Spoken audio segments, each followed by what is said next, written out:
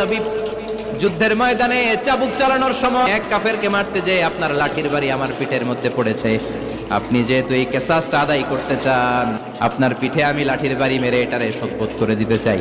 বিশ্বনবী বললেন, আসো তুমি এসে আমার পিঠে লাঠি দিয়ে চাবুক দিয়ে বাড়ি মারো। সাহাবী বলে, ও নবী, যখন আপনি আমার চাবুকটা পিঠের মধ্যে মেরেছেন, আমার পিঠে তখন জামা ছিল না। আপনি যদি যথা নিয়মে কেসাসটা আদায় করতে চান, আপনার জামাটা খুলেন, খালি পিঠের মধ্যে বাড়িটা মার। সাইয়েদনা ওমর ফারুক হাতের জামা এরকম করতে শুরু করছে, আয় এদিকে আয়।